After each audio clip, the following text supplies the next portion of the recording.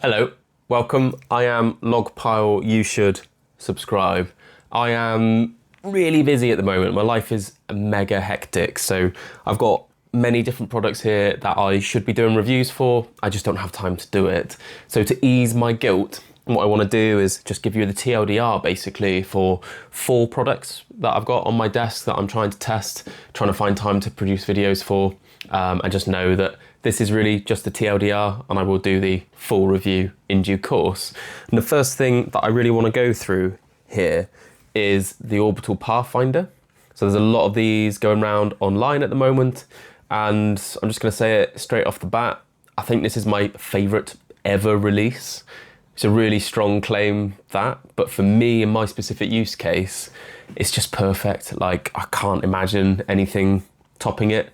You know, from my perspective as someone that changes their mice during their play sessions because they get bored of a shape and they just want to, you know, feel something different in their hands or experience a different grip, something like the Orbital Pathfinder is literally perfect for me, because I can just take one piece off, plonk another piece on, take a spacer out and completely change the experience.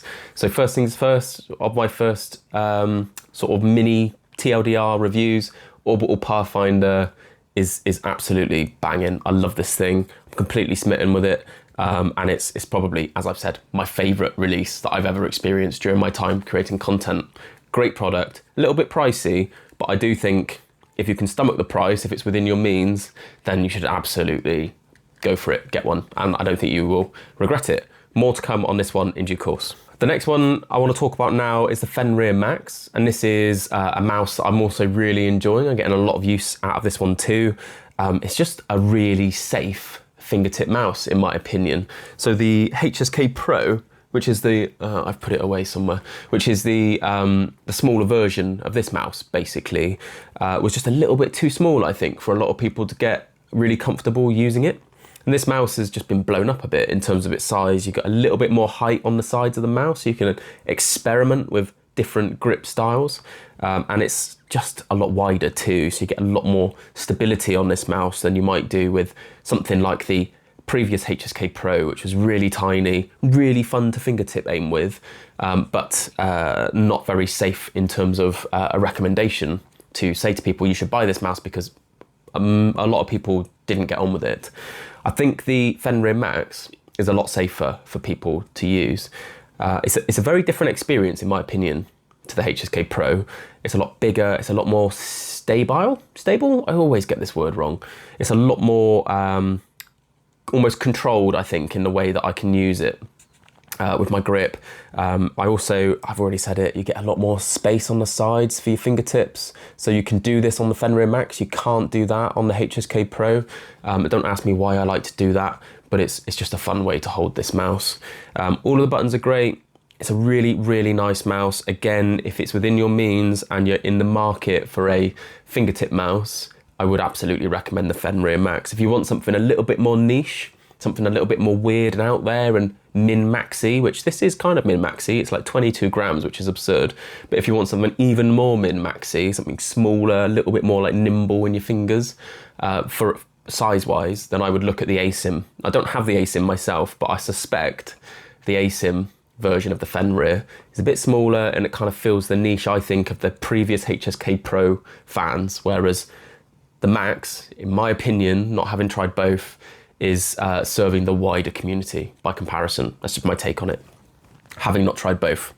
So while we're on the Fenrir Max here, I've also got the Ghost Glides BFDs on the bottom, and these are just big freaking dots. They're really nice. So these are basically a skate that I've been hoping would release for a long time, and it just so happens that Ghost Glides are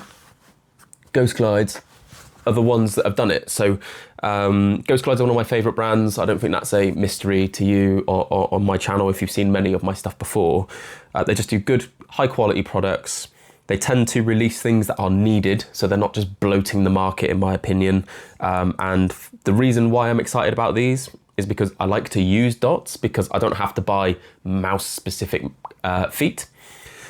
But the downside with dots is that sometimes when they're thin or smaller, using on a soft surface like this Jupiter Pro Soft here that I've got from Lethal Gaming Gear, you would just feel it dig in and you'd feel the mouse base rub on the surface of the pad. Well, with the big friggin' dots, you don't get that. And if you do, you can just add another one, and then at that point, you've basically got like a full-sized mouse feet. It's great. It's really nice. It's perfect for me. I'm definitely going to stock up on these as soon as I see them on the website. I'm going to hit buy quite a few times. So these will be my default skate now. I said that about the Mini Cyclone Pro donuts, but I think I'll convert to these while I'm using like soft pads, which I am at the moment, predominantly using soft surfaces. BFDs, keep a lookout for these. If you want something that's just no fuss, check that it will fit your mouse before you buy them, but I think they're really good, really smooth, and a really nice like glide. So great product, good job, Ghost Glides. And then the final product that I want to touch on now is the XEV2 from Vaxi.